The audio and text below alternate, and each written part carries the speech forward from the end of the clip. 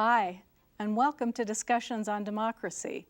I'm Elaine Englehardt from Utah Valley University, and this is our series on the Democracy Project in Utah.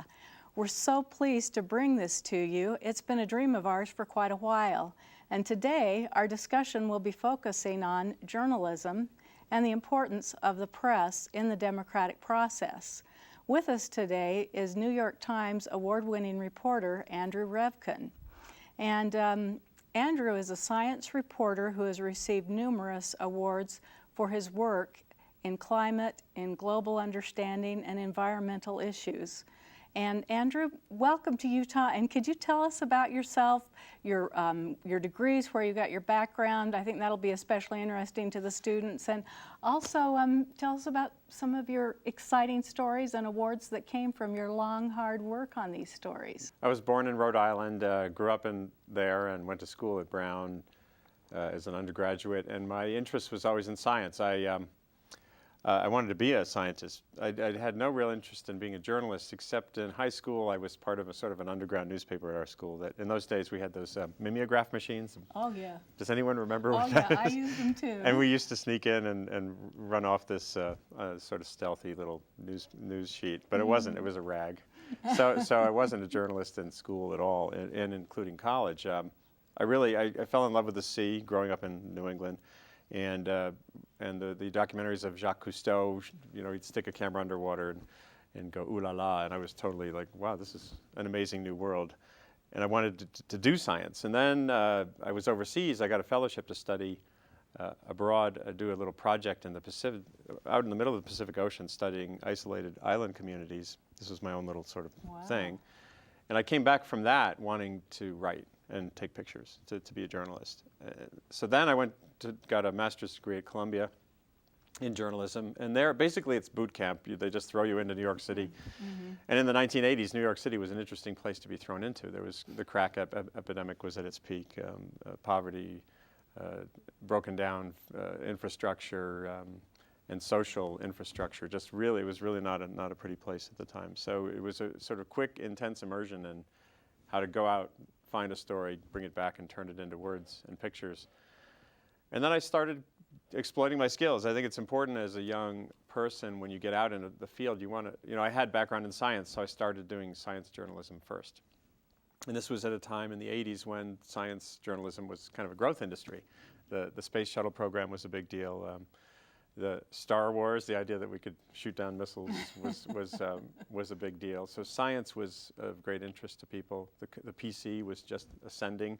So there was economics to having a magazine or a science section in a newspaper that hadn't been there before.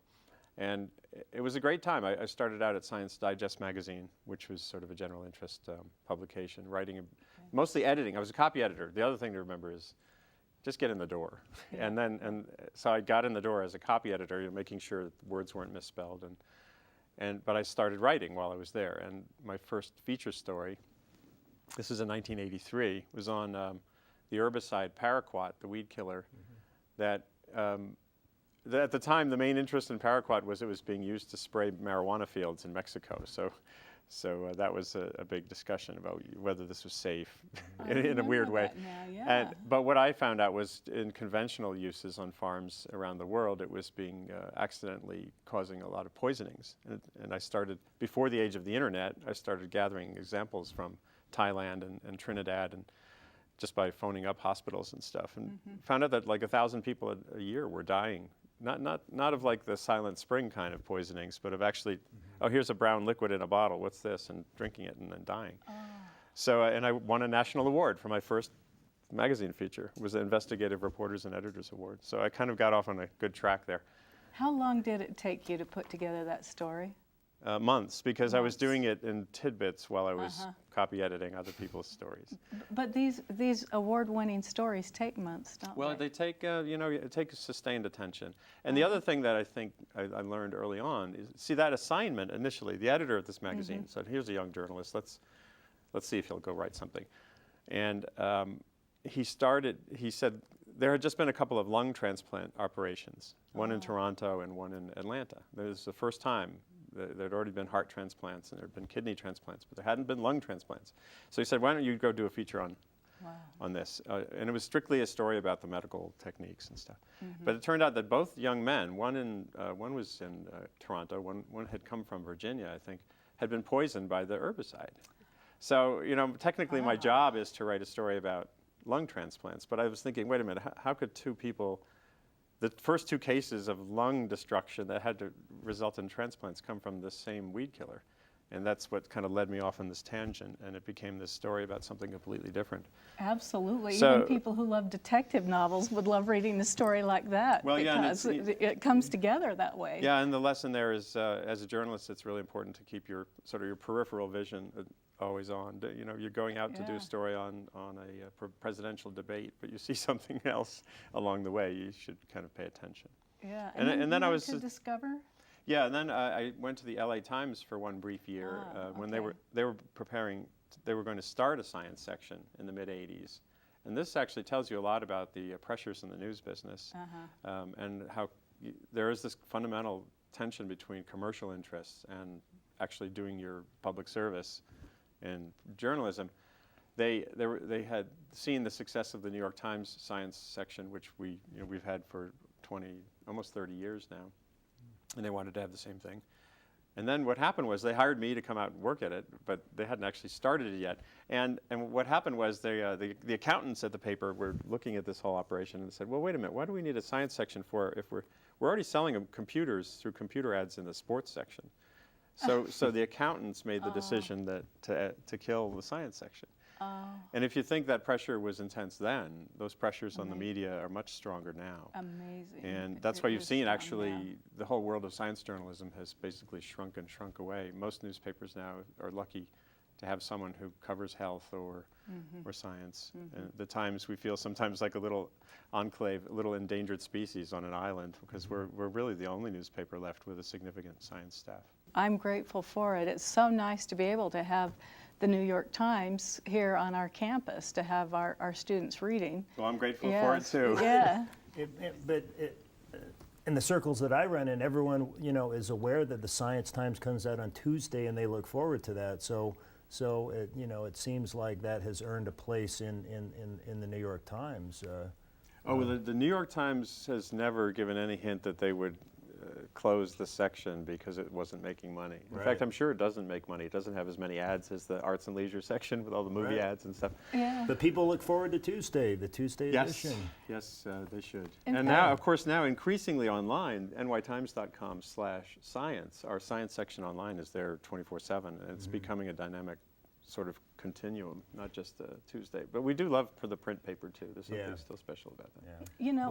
Let me go ahead and introduce to our audience David Keller and David Scott, and maybe you can also ask a few more questions about Andy's background and how he got his job at the Times and developed it. But David Keller is long-term professor of philosophy and director of the Center for the Study of Ethics, also a privileged education, somewhat like Andy's. And David, anything you'd like to say about yourself?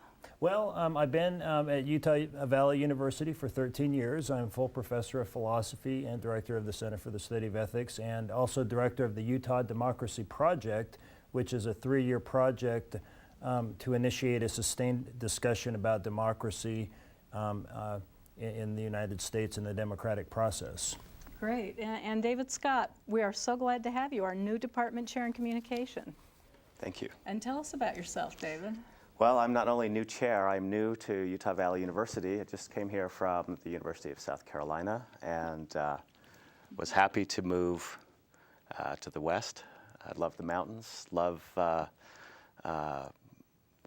love the water, I love the air. I like the lack of humidity, so I'm very happy to be here. David or David, any questions that you have for Andy about his career before we leave the career?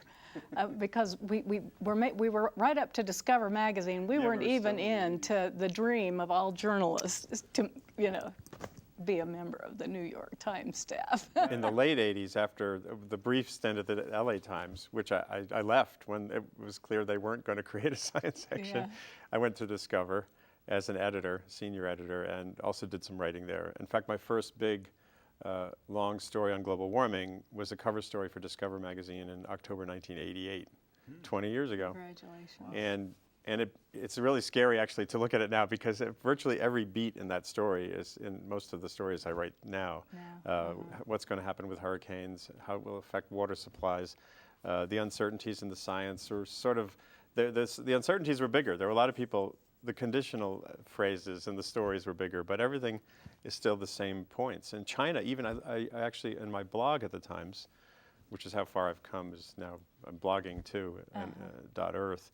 I recently reappraised that story, and I looked at it and noticed that I wrote that China was going to be the emerging giant in the emissions game in global warming, and if you didn't deal with China, you're going to have a lot of climate change regardless of what rich countries do.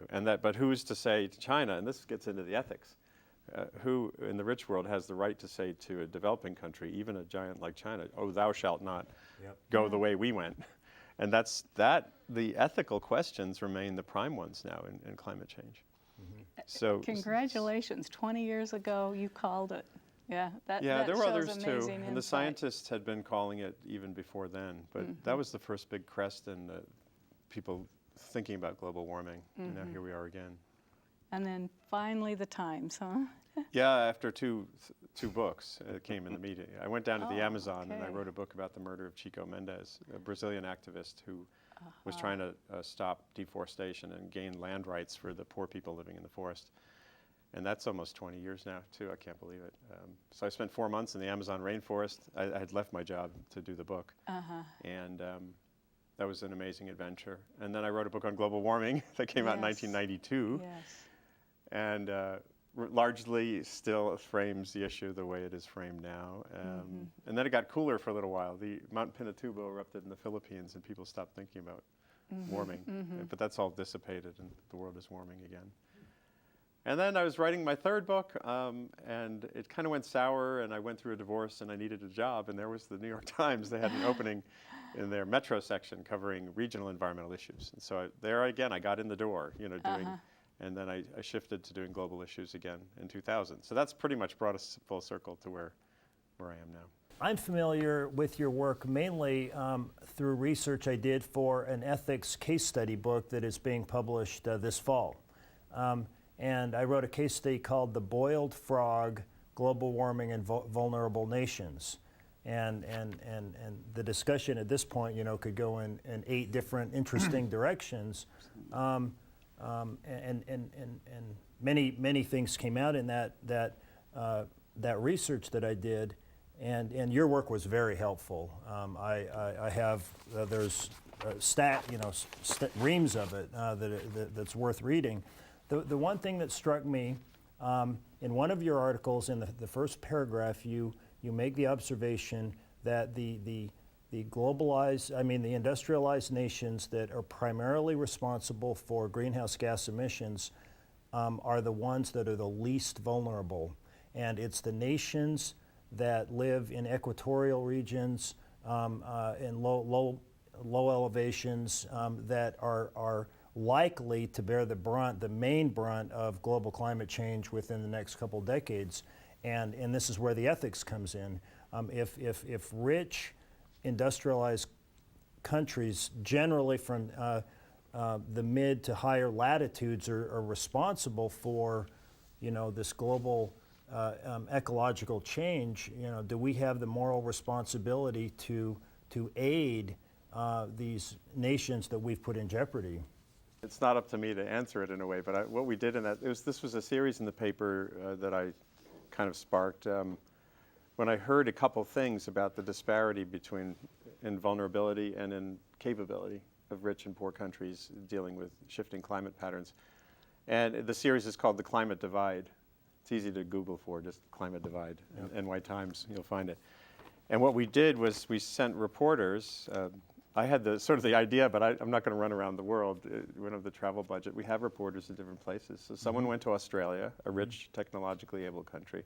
Someone went to Malawi. Someone went to the Netherlands, another rich country, and someone went to coastal India. And we sort of said, well, what do we see here in terms of, these are places where there is vulnerability. Western Australia is very dry.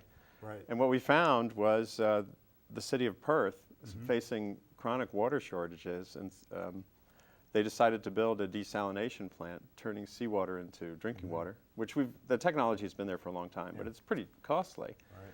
But they're running it with a wind farm, the electricity from wind turbines. So as soon as I heard about that, I thought, oh my gosh, that is the incarnation of the issue. If you're wealthy and technologically able, you can turn wind into drinking water, but no one's building those in dry parts of sub-Saharan Africa. Right. So that, again, you get this sense of while Tom Friedman's book, The World is Flat, is true in some ways, the world of climate vulnerability and climate responsibility is completely unflat. Well, and there are efforts underway to try to do a climate treaty, a new treaty that will sort of bring everybody, all 200 countries to the table, rich and poor. Another attempt at a Kyoto-type treaty? Yeah, this is supposed to come about by the end of next year. But the key impediments now are this question of who steps first, and how much are you going to give us to help us, meaning poorer countries saying to richer countries, what do we get out of this besides, you need to meaningfully cut your emissions first while we're still just trying to get out of poverty. And you need to help us gird ourselves against the impacts of climate change that you are responsible for. And there's still no clear sign to me that ethical bind is being dealt with, because countries still act mainly in their own interest. What do you think would be the best strategy in terms of helping people understand the long-term economics of global warming, or the impact in the long run that may actually undermine the economy? Because it seems like whenever short-term economic gain is placed against a model, right, computerized models that tell us what may happen years down the road, it seems that people have the argument, or will make the argument, well, we don't know what's going to happen 10 years from now because it's only a model or a theory, but we know immediately the economic impact will, what it might be. So how would you suggest that we resolve that, or how should the media help mediate that conversation? Or That's such a great question, because frankly, I think the media have fallen down, including me, on adequately examining the economic arguments against action. In other words, there's all this, everyone's always pointing to the climate models saying, this is like a big magic show. We don't really know how the world works very well. These models, these big giant mathematical models of the planet that you dump in some more carbon dioxide and watch how the climate responds, they're funky, they're uncertain. Now, when you look at economic modeling, it's far worse. It's, in fact, the history of energy forecasting energy prices and forecasting economic trends is so ridiculously full of failure that it's hard to believe people make huge amounts of money doing this, energy forecasting. It's always wrong. It's almost predictably so wrong that you'd be better probably betting against it. So, but we haven't really laid that out. So you see, for the average person, they come in and they read a story, and the scientists are saying, we could get 3 to 8 degrees of warming globally from a doubling of these gases in the atmosphere. And President Bush came out early in his term and abandoned his campaign pledge to limit these gases, on the argument that a new Department of Energy study said there would be a high cost, and it actually had estimates like 2 million jobs, and there were these very fine numbers, like $450 billion Kyoto a year would cost us, and X million jobs, as if that was a firm, concrete reality, when in fact that's based on modeling that, if anything, is far more dubious than the climate forecasts. And for some reason, the business side of our newspaper, the people who do economics reporting, didn't jump in to help with this. But again, I can't blame them. In covering climate, I should be covering all of those questions. And I've tried to do that, and I've actually revealed a few times when the administration cherry-picked a study. They said, well, this study supports our stance that we shouldn't do anything, so let's highlight this one, and all this other science and stuff, let's just sort of shove that to the side. That's another thing that's very much part of what's been going on, and I've been trying to reveal when that happens. But the environmental groups sometimes do that too. They're very quick to stress some new paper that says sea level will rise, 4 feet in the next 100 years, when in fact, if you look at the overall span of understanding of sea level, we don't really know how fast it's going to rise and how far. Well, Al Gore really popularized this for the American public. And could you tell us a little bit about your views on Al Gore's work, and if it's solid, did he deserve the Nobel Prize in your view? Well, you know, I'm not supposed to actually give my view. What I can do is give you my understanding of what reality versus what the movie portrayed. Okay. And as far as the Nobel Prize, the Nobel Peace Prize has been given to some interesting, for strange reasons over the decades to different people. So I'm not going to get into that. The bottom line is, and I wrote this when the movie was coming out. If you look at a newspaper, and there's the opinion section, which has op-ed pieces written by experts in different fields, most of whom have an agenda. When you write an op-ed, a short op-ed essay for a newspaper, you're making a point, you're making an argument for something or against something. And Al Gore's movie is the equivalent of an op-ed. It's not the equivalent of a news story. You know, it says an inconvenient truth, and there's a lot of portrayal of it as these are the facts. When in fact it's more like a lawyerly summation of a prosecutor making a summation of his argument to get a conviction or that kind of thing. It's an argument, and in an argument you stress the things that make your point, and you know, as I just said a minute ago, you downplay the things that don't. And so there's one scene where he shows the long-term graphs of carbon dioxide levels in the atmosphere and temperature. And they do seem pretty much to go in lockstep. But there's still a lot of uncertainty about how much of it is warming driving changes in the amount of the gas in the atmosphere, or the amount of the gas in the atmosphere driving warming. And in fact, the CO2, the carbon dioxide curve, sometimes trails the climate change during ice ages and warm periods. And so he shows the graph. It's very dramatic. He goes up on that platform thing that rises up, and then there's a little toss-off line at the end saying it's a little more complicated than that, but now let's move on.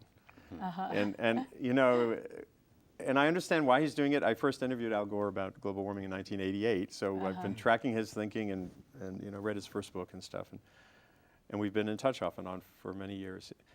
I get the feeling he thinks that the audience, that Americans, that average people aren't going to get this, aren't going to act meaningfully to change their use of energy, to change the way they live, unless it's cast as a planetary emergency, and unless it's all about that driving sense of crisis. And often in speeches he alludes to Pearl Harbor. You know, that we did it then. We turned the auto industry into an airplane industry, basically, in a matter of months, because FDR said there will be airplanes, and you guys are not making cars now.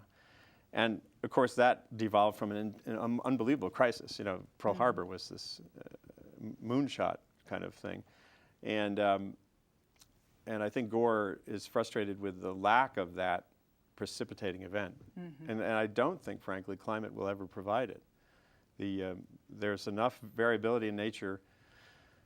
And the timescales are long enough that you're not going to have necessarily that wake-up call on this issue. And so that's why I think he presses a little hard sometimes. That's exactly why I named my case study "The Boiled Frog." Right, because which he uses that illusion in the film, too. Yeah. And you know, Pearl Harbor occurred instantaneously and did provide the kind of wake-up call that perhaps this multi-generational problem won't. On my blog on the Times website, .earth, I recently titled a piece, "Blah, Blah, Blah, Bang." And this is from the work of David Ropeik, R-O-P-E-I-K, in Boston, he's written tons on risk and perceptions of risk and how you frame policy. And it's just, he put a comment on another comment contributor, someone in Europe posted this phrase, "blah, blah, blah, bang," but it actually perfectly crystallized this, the sociology on these issues so often is that we don't kind of really act meaningfully to limit risks until we get this sort of the wake-up call. It's kind of like the simmering frog. Pearl Harbor had an immediate consequence, and also, obviously, it's a story for the media. Yeah. And I'm wondering, as a journalist with the New York Times, have you found at times or felt frustration that you know, when there are stories of immediacy, those, you know, in terms of war or major cataclysmic events, those seem to get a lot of coverage, whereas the stories that you're chasing and following that have just as dramatic, if not more dramatic consequences in the long run. You have a harder time getting those in the Times because, again, it may not be as exciting to the readers or sell as many newspapers. Do you ever get that feeling as you're working through all this that you really have to push that much harder to get your message both in the Times and then heard by the public? All the time. And I've written 2 book chapters on media and climate and environmental issues of this sort. For one aimed at journalists, one at the general public. And it basically comes down to global warming is the antithesis of news as we know it, and probably will remain so for a long time to come. There are these punctuation marks, like when this big intergovernmental panel on climate change, when they come out with a new report every 5 years, that it sort of cements a new level of certainty on some aspects of it, and that generated some big front page stories last year. When something dramatic happens in the Arctic, another ice shelf crumbles, that gets people's attention momentarily, but it's even that, basically the Arctic and parts of Antarctica are warming and ice is going away. It's kind of, okay, we've been there, done that story. So you have that, there's what a journalism professor of mine called this the Meego Factor, my eyes glaze over, Meego, where didn't we write about global warming last year? And there, it doesn't fit the template of what we call news. And I was on the show, the NPR show on the media, discussing this too. And essentially, every aspect of the climate and energy challenges is the antithesis of what normally makes it onto a front page of a newspaper. It didn't happen today. There's conditionality, there's complexity. The outcomes are dispersed not only in space, meaning Bangladesh as opposed to Boston, but also time. These issues will mainly, the sting is in the tail, as another guy told me. It's the long-term impacts where you have the biggest risk. And so that's for the average person and the average newspaper editor, that's like a someday story and not a today story.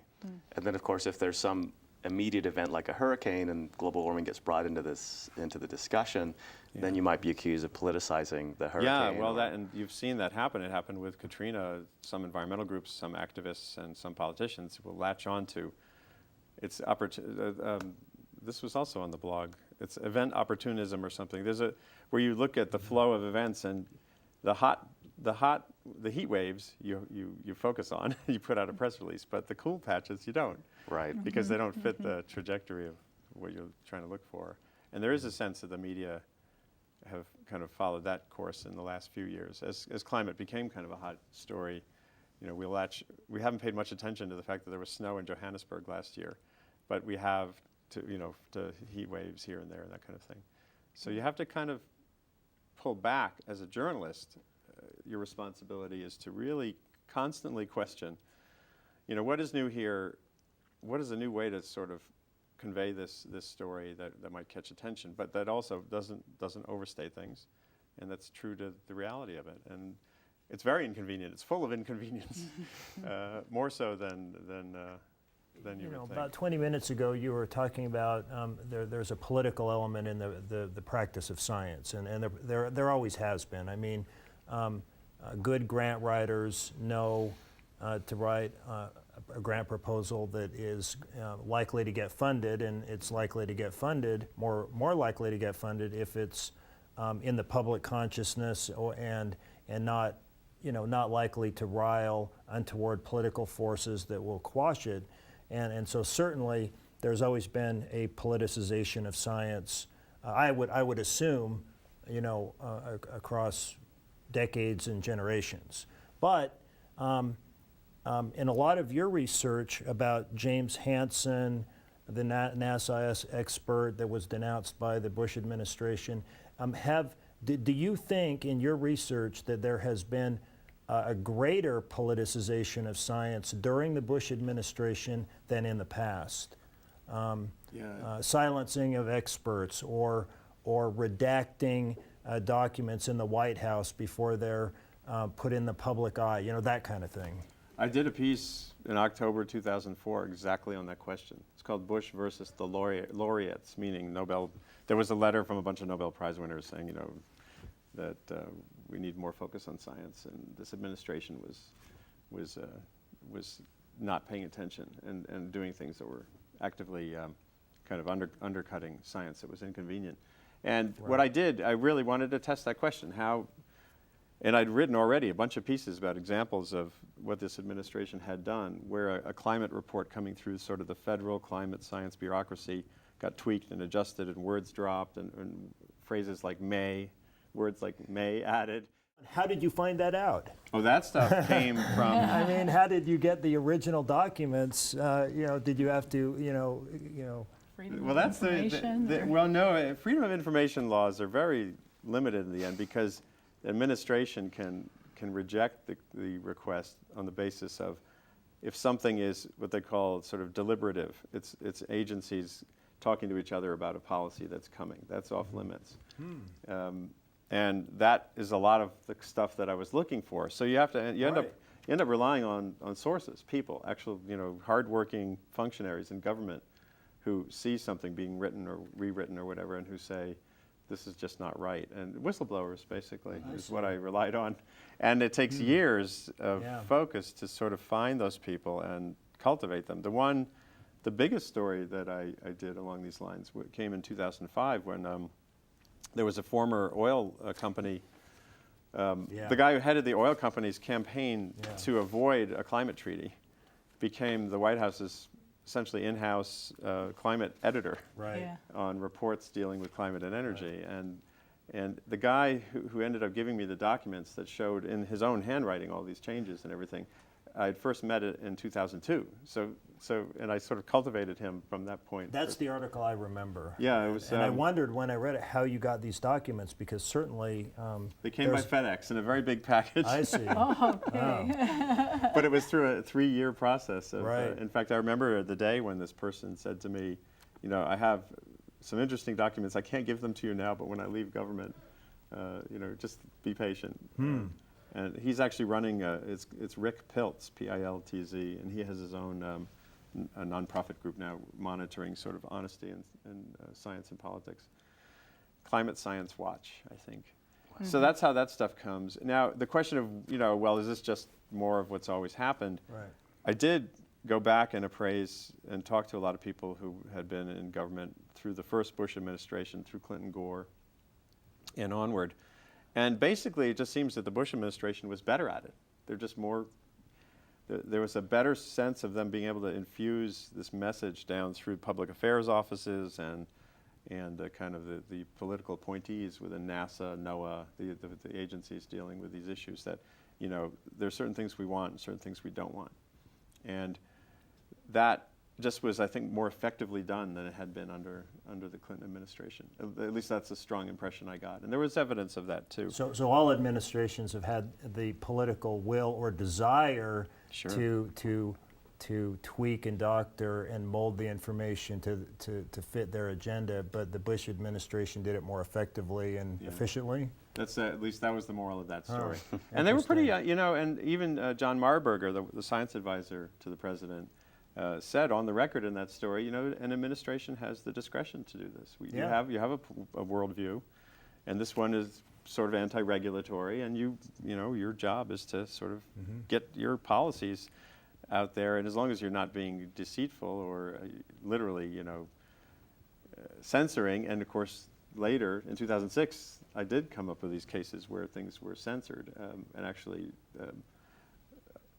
In a story in 2006, I learned that in the re-election year, 2004, that run up to the Bush-Kerry vote, the NASA, a part of NASA that does a lot of climate science, essentially someone up high in the White House said to them, why are you putting out so many press releases on climate? And what we were able to show is we went back through press releases through that year, and there was a point halfway through the year when they stopped. And it's not like science stopped. No. But the communication of science stopped. And you could see it in the numbers. So it actually verified these claims that was happening. And that matters. It's a very subtle thing. It's not like papers were still being published, but there was this sort of damping effect on the public sort of discussion of climate at that time that was shaped to some extent by I'm going to bring the people. word democracy into the questions, and just wondered how your professionalism also ties in with democracy. You probably don't think about it as you're writing your articles or writing your blog, but why is your professionalism so important to the democratic process? And just as you told me you couldn't answer the Al Gore questions, why don't you tell our audience, why you couldn't answer those and how that's also part of your professionalism in the democratic process? Well, in the news business, we have different roles. The editorial writers tell you how they think you should think, or they try to demonstrate, argue and convince you to think in a certain way or act a certain way. My role is really just to tell you as much as we know about the reality of something, whether it's climate and energy policy, whether it's about how promising stem cells are, or whether it's worth sending people to Mars. My job as a journalist, and one reason democracies need specialized journalism is no one possibly has the time to filter and distill all this flow of important stuff that's going on in the world, from finance to science. So we kind of need people. I barely have time to read the whole newspaper. In fact, I don't often have time to read the newspaper or books, for that matter. My job for 20 plus years has been climate. It's an epic change in our atmosphere. It's going to have long-lasting impacts that could be a mixture of terrible and good. And my job is to just clarify year by year what we know, what we don't know, what we can learn, what's unknowable, meaning so far beyond our science that you'll never get an answer in time to make the right decision. And then to look at the solution side and say, well, what would need to happen for X to happen to avoid a certain amount of warming? And by the way, on that side, the things that would need to happen are huge, and they're huger than most people are willing to really frame for you clearly. So whether I'm listening to an environmental group, or a politician, or a scientist, or the IPCC, this big climate panel, my job is to just really kind of cut through and say, how much of this is spin, how much of it is grounded, and where does that leave us as citizens? And then I lay that out in as clear language or images or video as I can, depending on the platform. And it is in society's lap. It's a handoff. Here it is, folks. And once in a while, stories that I've written have made concrete changes. Like after the piece about the oil guy rewriting climate reports, he left the White House. They claim it had nothing to do with the story. And within days, he was hired by ExxonMobil as a senior executive. And after the set of stories I did about NASA and Jim Hansen, government policies changed from the top down. Marburger, the science advisor, issued a letter to all the agencies dealing with science saying we need to change our communications policies. And so that feels very gratifying as a journalist to see things change like that. Now, I would like to think, usually when I've done stories that have accomplished something like that, it's sort of a negative. It's like I pointed out a bad guy doing a bad thing. But what's harder actually is to lay out, here's the energy challenge. If you want to have adequate energy for 9 billion people and not roast the planet, here's what you need to do. And have that fundamentally change the way people are acting is actually a lot harder. So, but again, my role is to just sort of be a dogged pursuer of the truth.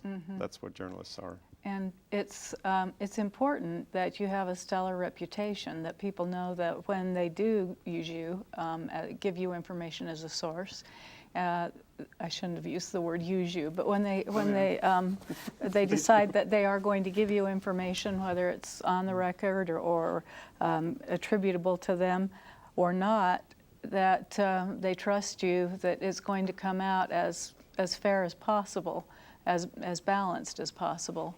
And maybe it's one way of keeping an administration like the Bush administration talking to you. Have you had problems with the Bush administration talking to you after, I know yes. that okay. They were very upset a couple times by stories that I wrote. And there was actually one point when a call came to one of the senior Washington Bureau editors trying to sort of undermine my credibility. Luckily, they realized it wasn't justified. The credibility I need to maintain, I don't worry so much about, if I write this, then some source isn't going to talk to me anymore. I still am mainly focused on the readers and trying to make sure they come to me knowing that I'm the best guide they have to this part of our future and our present. If you really want to get a sense of what we know, don't know, can't know, and need to do about climate and energy, come read my stories. And one way, and actually I don't frame what I do as fair and balanced. That's that wonderful phrase that a particular Trademark phrase. Yes. it is Yes. probably trademarked. Yes. Yes. I try to be fair and accurate. The fairness, the word fair implies I'm giving you a balanced overview of the people, the players. You know, whether it's an oil company, a coal company, a climate scientist, an activist. I try to lay out clearly what someone is telling me, why they're telling me that, what's my motivation. You know, it's like that actor studio, you know, line about an actor needs to know. I want the reader to know why people are saying what they're saying to me, as well as just what they're saying. And then to test the truth, the acid test stuff, you know, is this actually true? That can be really hard on the run. When a president gives a speech, you know, you just sort of, quite often the media just sort of take the speech and quote from it, and there's no sort of, do we really know that? That happened during the post 9/11 many times with things like anthrax, and that I worked on as well. And sometimes it's really hard to, well, it's often really hard to sort of collect information, disseminate it, and also convey the subtext all at the same time. And so we don't always succeed, but in fact, the newspaper, the Times, had problems with the run-up to the war, with us being suckered by things being handed to us that weren't tested. Yes. And I just, you know, I have sleepless nights sometimes trying to make sure did I really frame that the best, most accurate way? When you started in science and then moved from magazines to the newspaper, as a science writer, did you, in the 80s, early 90s, envision or see yourself one day as actually taking kind of upon yourself the mantle of role as watchdog of the government? Did that No. seem to be something that would one day be part of your career? No, not even remotely. Again, I kind of backed into journalism. I didn't. I loved science. I loved photography, and then I liked writing, in that order. And I've just sort of slid into this role in a very unintended way. I'm surrounded at the New York Times by people who came out of the womb with a pen and a pad. Yeah. Like, wow, what's that big light? You know? Well, it seems that there's been a cultural shift, whereas there was a time, I think, in our history as a nation where science was kind of placed in in the limelight. That's true. You know, the space race, even though it was politicized and militarized, but it was seen as a positive thing. And it seems like in the last decade or so, and that there's a culture war arising between the scientific community and a lot of mainstream America. There's sort of an anti-intellectualism growing. There's the New York. So you're in a double whammy here. You're both at the New York Times, which is viewed as part of the liberal elite media, right, and you're also a scientist, or one who understands science, making you part of the liberal elite science community. And I'm wondering, do you see kind of how that transition has played out in our culture, and perhaps how we can help people see that is a cultural thing and not necessarily a reality? I explore that question all the time, and there's a huge divide. I think one reason it's gotten intensified, and I do think that this sort of gap between society with a capital S and science, the gap has broadened because the world, I think we've all grown up realizing how complex the world is, and we're all craving clarity and simplicity. And when science can't offer that, we tend to back away and say, oh, geez, this whole global warming thing, you mean you're telling me you can't tell me how warm it's going to get by 2100 exactly? You know, but Well, you want me to change the way I live my life and choose my energy sources. I've heard people say, well, we can't predict the weather tomorrow, so how are you supposed to know But what's happening? actually, we're with the really globe? good at it overall. Yes. We've gotten, you watch how we've been able to track these storms. Yeah. You know, I covered Hurricane Ike, and I was in the middle of Hurricane Ivan in 2004, and it's amazing. There's again, you know, a hurricane is an amazing beast, and it has a lot of chaos factors in it, but we know now, we can track them as a wave of instability in the atmosphere coming off of Africa. And we knew Ike was coming 2 weeks ahead, not just, and you know, it was only a question whether it was going to get into the Gulf or go up the coast, but each day there's a slight refinement. So we know an enormous amount about things that we hadn't a clue about. The Galveston storm of 1900 that came out of the blue and killed thousands of people. Even Google, you know, how does Google work? We use it all the time, but I really don't want to know how it works, frankly. And I think that kind of instinct, that sort of retreat from complexity is something that's a problem. And I think part of it comes from our failure of science education too. My wife is a science teacher and educator for 20 years now. And so we sort of live this question. And one reason I wrote my third book that came out last couple of years on the Arctic and climate is for kids. Because I've started to realize I better work my way down the intellectual chain to forming minds as well as those that are already kind of set in concrete on an issue like climate. And I think it's important to make sure when we're discussing issues like climate or just Earth history and stuff, or again, medical questions, that it's the trajectory of understanding that matters, much more than any particular study. We grow up in schools, you know, and the teachers now and science education curricula are all framed around sets of facts. You must learn these facts by grade 4, then you're going to get a test. You know, what's a dinosaur? You know, when did they live? And unfortunately, that heads you in the perfectly wrong direction toward understanding science, which is this journey full of wiggles, but always heading in toward greater understanding. And if you pay too much attention to any one little factoid, or if you think there's suddenly going to be magical clarity, you know, the next IPCC climate wonk meeting will come out with a magical, clear formula. This is how much it's going to warm. This is how much you have to cut emissions of gases to make it that way. Then we're really in trouble. We're trivializing it. Yeah, and again, the whole media enterprise, which again is shrinking its focus on science, and with fewer resources every year, and also shrinking our focus on the globe as a planet. The fact that even at the time when we're becoming so globalized, those things are cutting against the ability to remind people in a story on a new study on coffee and cancer that this is one little marker, you know, don't get disengaged because next month there's a study saying it's actually coffee is good for you. That scientists are trying to probe the coffee question, right. and don't get to thinking that today's headline is the new reality.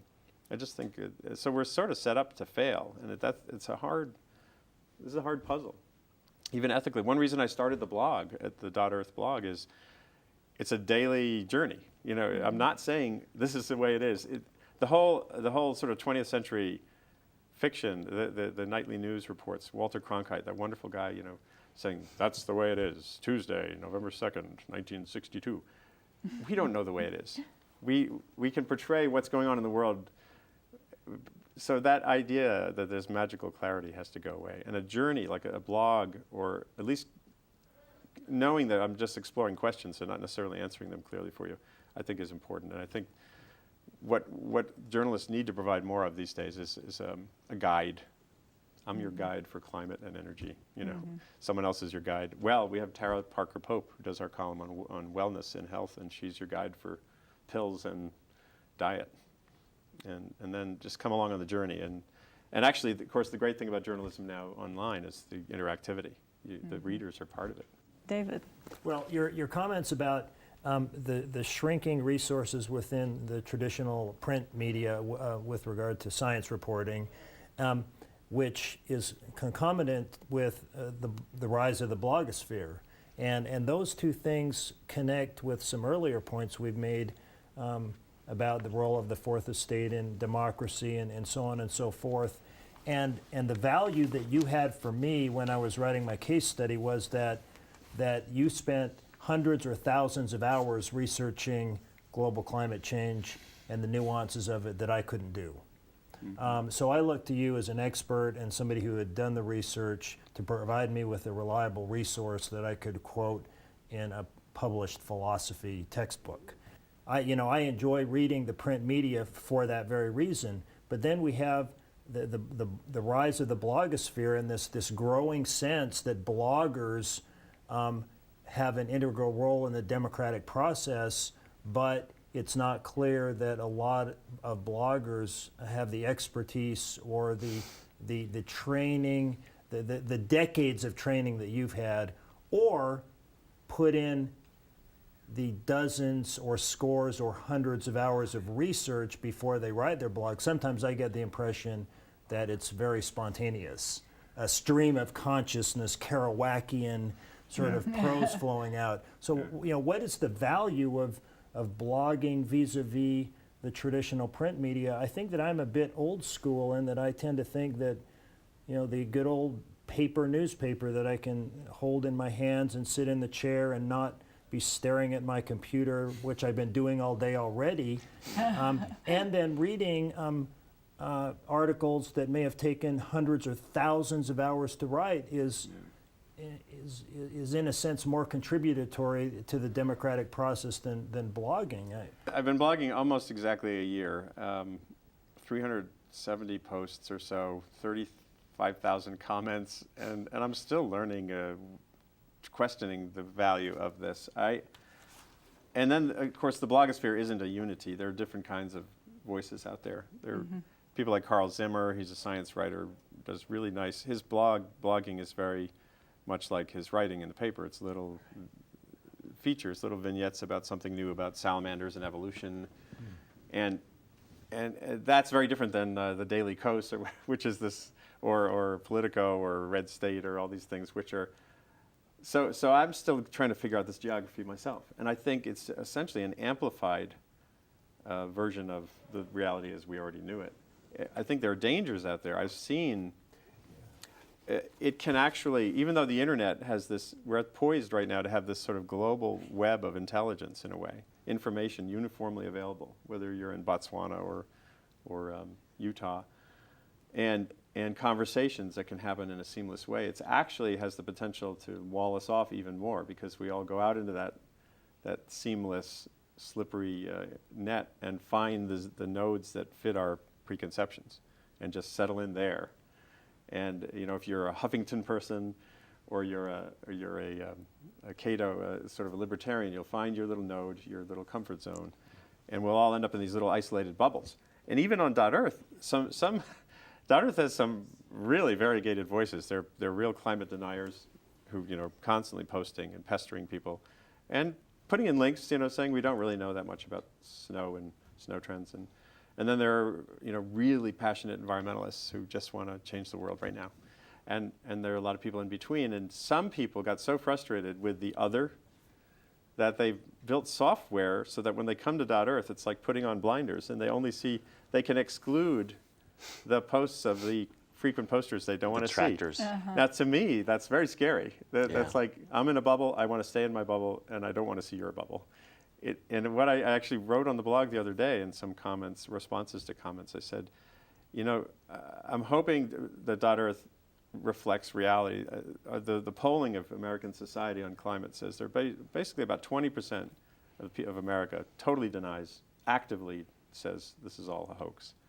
And it's about 38% in the middle who are kind of confused or disengaged or just don't quite get it. And then there's about 20% who are passionate, engaged activists who are giving money to Al Gore's group and stuff like that.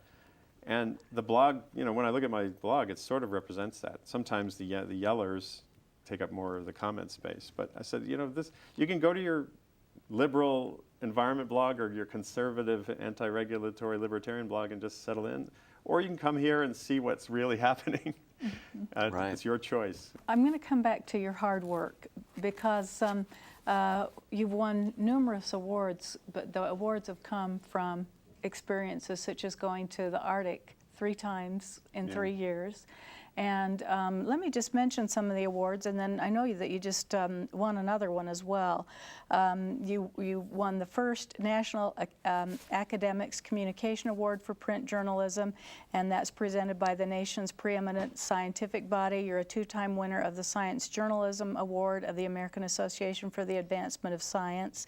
And you've also won an Investigative Reporters and Editors Award. And what's the latest one that you just won? The Chancellor Award is given by Columbia University for sustained focus on a problem. Linda Greenhouse at the Times won one a few years ago for her work on the Supreme Court. She was our lifelong Supreme Court reporter.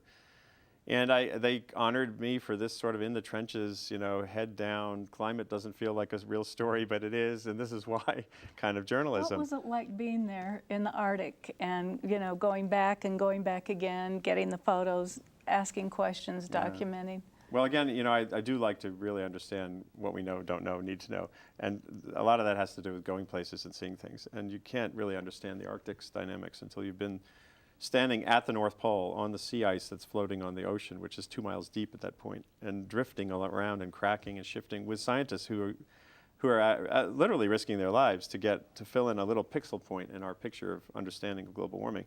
And I just think it's vital. Again, when I do these journeys, and it's hard to do them, and costly and everything, they again help remind readers that science is a process and a journey, not some dry set of facts that are just sitting there waiting for society to pick up. It's hard-won stuff that uncertainty is normal. Get used to that. I think people need to get used to that. And again, taking them in the field to the summit of Greenland, where I got to go, and to the North Slope of Alaska in December, where I don't want anyone to ever have to go. That's when it's 40 degrees below zero, 40 knot winds, and total darkness, and interesting. But I do love to get out in the world too. And I'm so glad you brought back photos. I mean, I know that you can't really photograph the winds and the chill, but in some ways you really do. They're remarkable photos. That's neat. And sound too. On the blog, again, there's a lot of video, and we're doing much more video work. And I love the sounds of the Arctic are stunningly weird. If you go on YouTube, put in the word North Pole and Revkin, you'll hear this amazing clip of the crunching ice under our camp. Ooh, I'll do it. Yeah, so you just North Pole and Revkin and on YouTube and find something very funny. Oh, great. Thank you so much, Andrew Revkin. It's been wonderful visiting with you today. Thank you to David Keller, especially for his genius in putting together this Utah Democracy Project, and to David Scott, our new communication chair. Thank you. And thanks to you. Bye-bye.